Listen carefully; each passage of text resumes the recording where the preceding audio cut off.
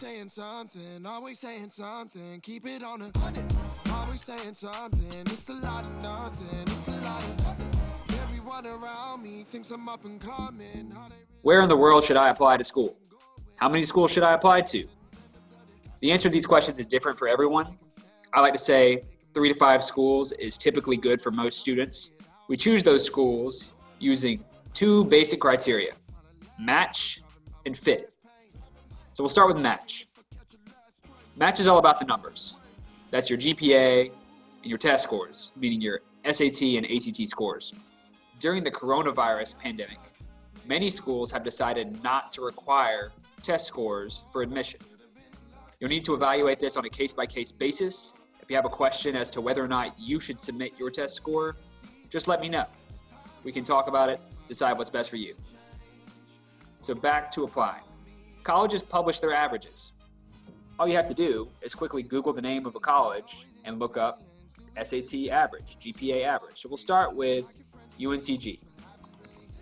And as you can see, they publish the freshman admission guidelines. And within that, there's a profile. You can see here the average high school GPA of the 2019 freshman profile is 3.75 weighted. Average ACT is 23. Now you can use those to build 3 different categories: schools that are match schools, schools that are reach schools, and schools that are likely schools. So what are those? A likely school is a school that you're likely to get into because your GPA and your SAT, ACT, if you decide to submit them, are higher than those schools' averages. A match school is one where you're right on par with the school's numbers averages, and then a reach school is a school that you're just below the average GPA and ACT or SAT scores of that school's incoming profile.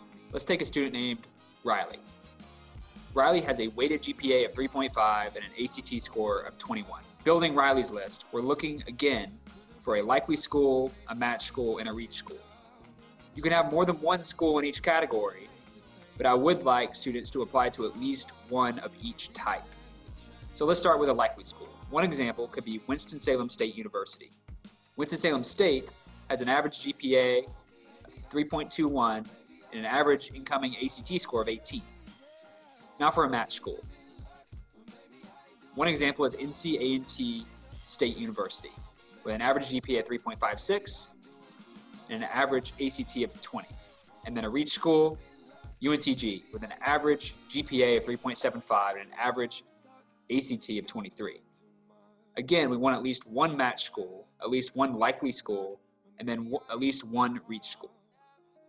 But match is only half the equation, and it's much less fun than the other half of the equation, which is fit. Fit is all about what makes you happy. You'll be spending a lot of time, likely years, at the school you decide to go to, and you'll be more likely to succeed if you enjoy going there. Are you looking for a school with a great college sports program?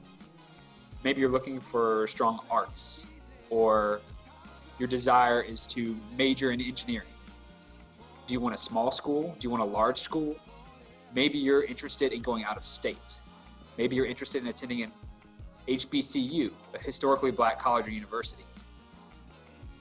Maybe you want to stay local and you want to go to a community college. Only you can decide what's most important to you, and I think you should prioritize these things when you're building a list. So if there's no way you want to leave your home state of North Carolina, then you shouldn't be looking for match, reach, and likely schools in California. That's just a non-starter for you. I'm always happy to work with students to help find schools that most match and fit with them so they can build their college list.